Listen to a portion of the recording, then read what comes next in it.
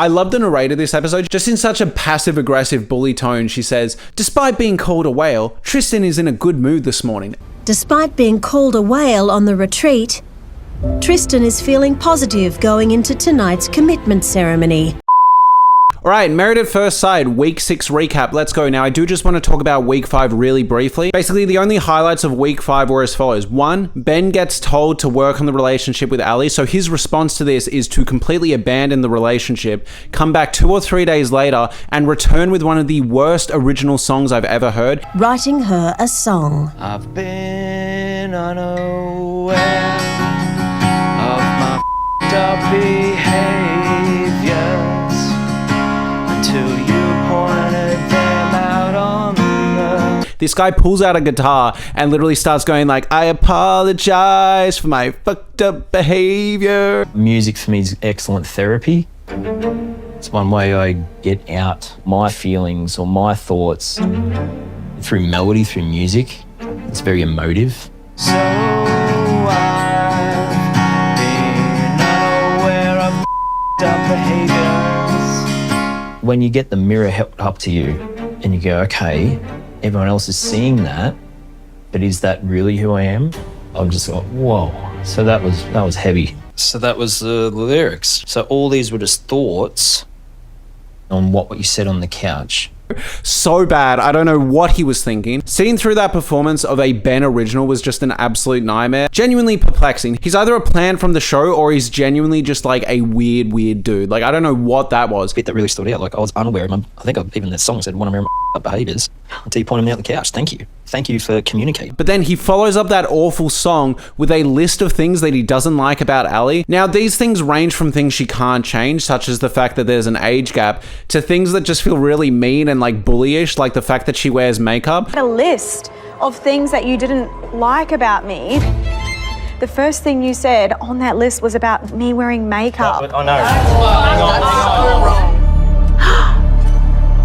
What? Genuinely like NQR behavior. This guy does a performance of like an original heartfelt song only to follow it up with a pros and cons list that is only cons about his wife. What? The song was a tough watch. Like, not even so bad you're laughing at it, just like bad. Another highlight of this week is Tim meeting Lucinda's parents. Now Tim has been holding off physical intimacy with Lucinda for like 6 weeks now, and basically Lucinda's dad goes, "Yo, can you just like bang my daughter? Like, what is wrong with you? Have a one night stand for Christ's sake. Like, just give it a shot." And hey, it's not for me to tell you what to do, but we'd love to see a little bit more sort of action on your behalf. Yeah. Could be a one-night stand or could be anything, but just try it. Did I mishear, or did you say, "But you need to have a one-night stand with my daughter"? Yes, I did. It's hilarious and also like great to see someone call Tim out for his bullshit. He basically goes, "Yeah, I know you're sad, I know you're broken, but like, you gotta get over this, man. Like, stop treating my daughter like shit. I was so happy to see this." Wow, you are a brick, aren't you? You're a wall. You can't jump over that wall, can you? It's just a tough one. It's a hard wall, it's a brick, I can't, blah, blah, blah, it's boring. Yeah. And I'm getting pissed off listening about that, you know what I mean? The next big highlight of this week is Jaden basically starts coming for Timothy and says that like, this woman is wasted on you. Why aren't you sleeping with her? Like, just be honest with her and say there isn't a romantic connection. This blows up. This peaks in a moment where he slams the table and then tells Jaden that he's going to amount to nothing in his life and he's got nothing going for him. Ever. You'll have nothing in life. Timothy! You're a grandstander. You have been since day one. You're a grandstander. You've always been a grandstander since day one. Genuinely like a really cold, awful thing to say. Tori then starts telling off Timothy for this, and this is a hard moment because I agree with Tori here. Timothy did say something really out of pocket and really mean, but then Tori starts being mean to Cassandra when Cassandra calls her out and says, "Hey, go easy on Timothy." A great reality TV moment sequence because there are about 2 or 3 parties where you agree with each of them, but you don't like how they're treating each other. Later on in the commitment ceremony, Tori's actually talking to the judges about this situation, and she says, "Hey, the comment Timothy made to Jaden saying that he's going to amount to nothing in his life is similarly destructive to Jack's muzzle your woman comment from the week before." He said to Jaden that you are nothing. That comment there is just as destructive as the comment Jack made last week. Hang on. I mean, there are women in this group that are like rolling their eyes. Now, they're not doing that just for fun.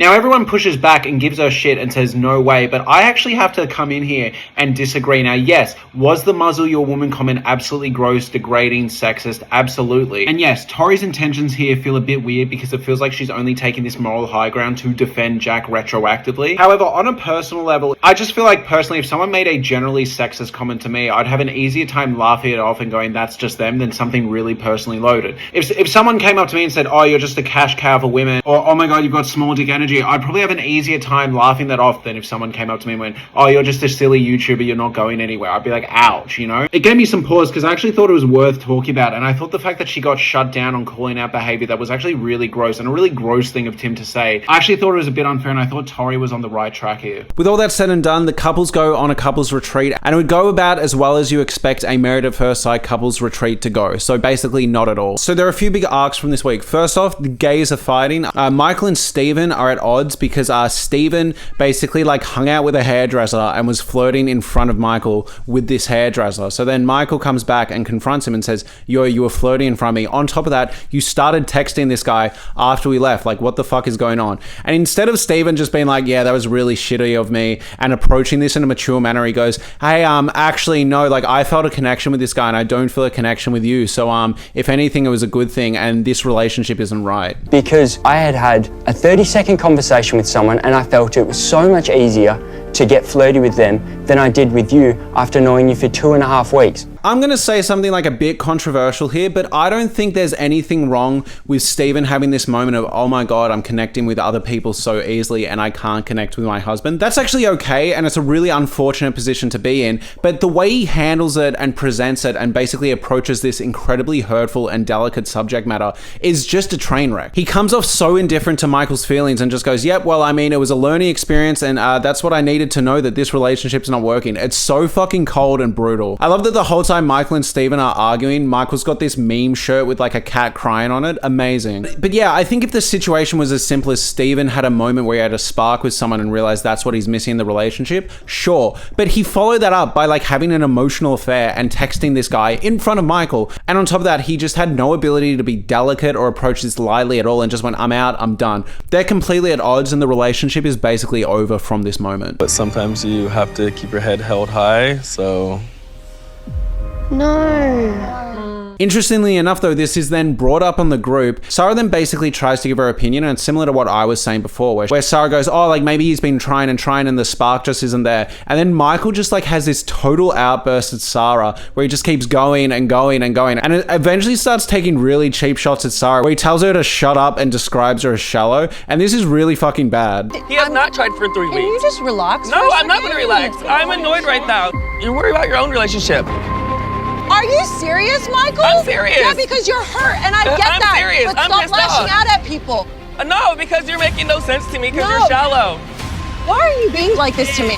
You shut up right now. You're getting on my nerves. Now, yes, me, you, and all of Australia do not like Sarah, but she did not deserve that absolute verbal smackdown from Michael. There is a great little callback moment here for all the Sarah haters where she actually tells Michael to relax, which if you remember, she absolutely roasted Tim about earlier in week 1. Regardless, Tim is actually in a really awkward position here. Just over a week ago, she absolutely chewed him out, yelled at him, emotionally abused him, and now he's seen there watching his wife get chewed out by Michael in a very similar way. And he doesn't get up and defend her. Now, yes, should you always defend your partner or have your partner's back? Absolutely. But has Sarah really had Tim's back at all? Absolutely not. So I do kind of get why he's a bit frozen here initially, especially when she's getting involved in someone else's drama. However, at the point where Michael starts describing her as shallow and telling her to shut up, I feel like even if you're on the worst of worst terms with your partner, you get up and you say something. Like Michael was being so fucking out of pocket. So basically from there, Sarah has an issue and she says, hey, I need you to step up. I need you to defend me more. I need you to be more assertive and be more dominant. Now, this conflict's blown up even further where a bunch of allegations about fuckboy Jack come out again. So yet again, pretty much every week in a row, Jack is involved in more drama. This time it's because he's apparently touched Sarah's butt, kissed Sarah's neck,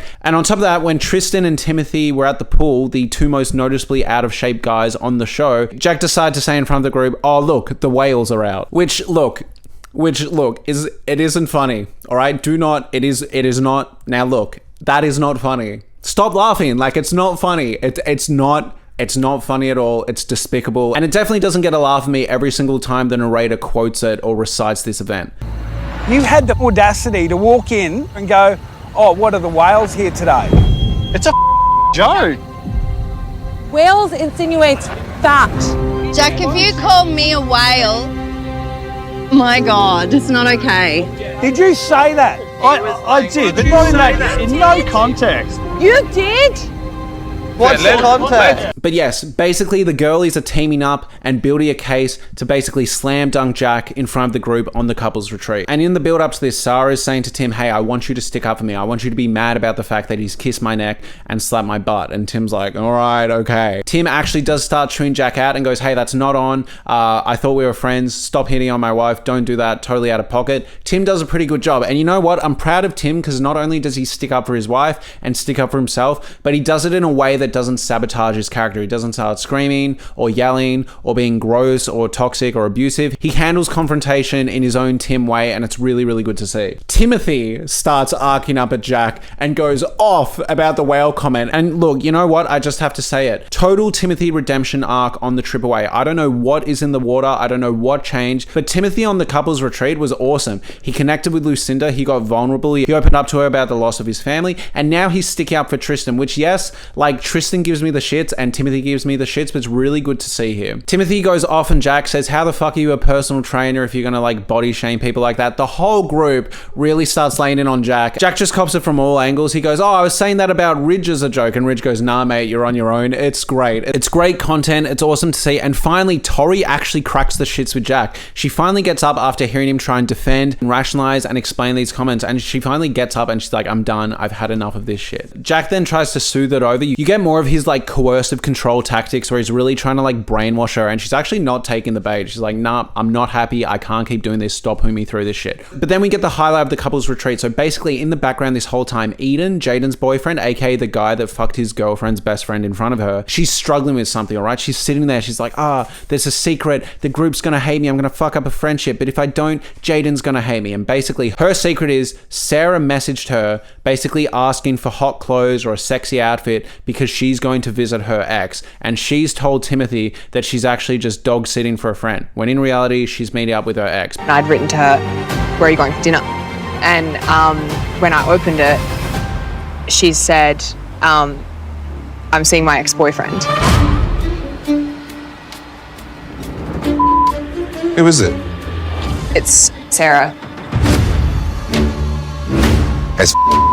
At the very least, she's emotionally cheating with her ex-boyfriend on Tim. So they've got this secret, and Jaden pushes her to tell Tim and Sarah. So that brings us to an absolutely incredible dinner party. And at this dinner party, shit goes off. So basically there are two massive events here, the whale situation and the Sarah cheating on Tim situation. And both do not disappoint. I love the narrator this episode. Just in such a passive-aggressive bully tone, she says, despite being called a whale, Tristan is in a good mood this morning. Despite being called a whale on the retreat, Tristan is feeling positive going into tonight's commitment ceremony. Absolutely hilarious, like just unintentional comedy gold. Anyways, we get to the dinner party and Jack decides to pull Timothy and Tristan aside and apologize to Tristan. And his apology is as follows. He tells him to shush, shut up and let him talk, which just amazing. Then he gives Timothy a supplement voucher, like a gift card to a protein powder store. Absolutely hilarious. What's this? A gift card for a supplement store, not far from where we're staying. I also love that it cuts to the judges and Alessandra basically goes, oh, she's got him supplements so he can stop being a whale. What a man does. Are you kidding me? Right. Are you kidding me? A supplement package. To help him not be a whale. If Tristan already didn't have a hard enough time with his body image issues or what Jack said, I feel like the fact that the group is constantly bringing it up and the show is constantly bringing it up and not dropping it probably isn't helping his self-esteem. But then he follows up the supplement store gift card with a keychain that says, you are enough or I am enough. Hilarious. Like, what type of weird, distorted gift is this? But what makes this sequence incredibly uncomfortable is Tristan is obviously like a bit off, right? Like he's a bit NQR, he's a bit socially unaware. affair, and he buys this completely. He doesn't find this insulting or condescending or like hurtful at all, and he goes, oh my god, bring it in here, you're such a good guy, thank you so much, this is awesome, you're such a good mate. Be a whale. And I also got you this as well, bro. A little key ring. I've engraved it. You are enough. You are enough. Just remember, mate, it's all on the inside. I'm there for you. I'll help you hit some supplements up with that. Yeah, we'll go together. Else. Yeah, we'll go together. We'll go together. Good. Like, yeah, shake your hand. This week has been very emotional for Al, but I'm here for you. It's actually a really uncomfortable moment to watch, just watching someone so clueless just completely take the bait because they want social acceptance from someone who's the alpha so bad, which a really tough watch. The next highlight of the dinner party is Eden and Jaden sit Sarah and Tim down and basically go, hey, we've brought you out in private. We're going to tell Tim if you don't. So is there something that you want to tell Tim? And Sarah basically does her whole Sarah shit where she starts lying and changing the issue and going, okay, look, like I bumped into my ex. And they go, bullshit, you didn't bump into your ex, you planned it. Tim's sitting there dead silent, trying not to cry. This is like a rough watch. Tim's just sitting there like looking around, just really struggling, and Sarah's just lying and lying, and she doesn't apologize once. She doesn't go, hey, it was really fucked up of me, I'm so sorry. Like nothing, just dumb explanation after dumb excuse. They keep calling her out over and over again. Well, I ran into my ex. Let's be honest here. He's seen the messages. We will tell him if you don't tell him, Sarah. I met up with my ex. If it wasn't a date, how come you are texting Eden, asking for some nice clothes to go out at night with him? Seriously, it was not a date. It was not a date. Sarah, he's seen the messages. I don't know what else to say. I'm sorry. You can start with being apologetic. Oh my God.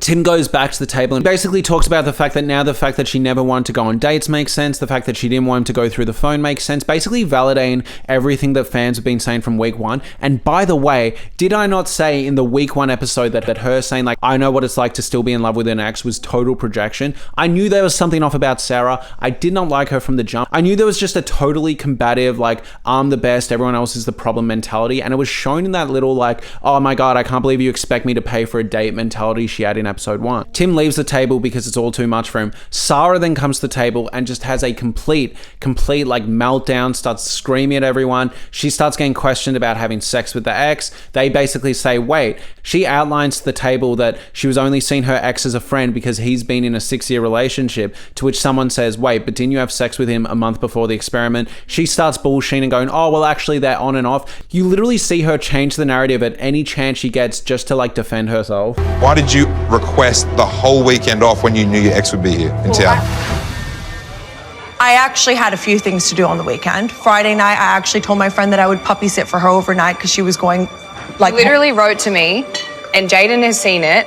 I have lied to Tim, and I've told him that I'm puppy sitting. There we go. I don't personally buy it. I don't buy it. And no one at this table does.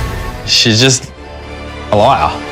I didn't tell Tim that I was going out with my ex because I didn't want him to feel insecure about the situation. It's so transparent, no one buys it at all. But then it gets to this like peak weird moment where she basically stands up to the table after being grilled and intimidated about the fact that she's essentially been involved in an affair, cheating on Tim and sleeping with someone who's in a 6-year relationship. No. Did you have sex with your ex a month before this experiment started?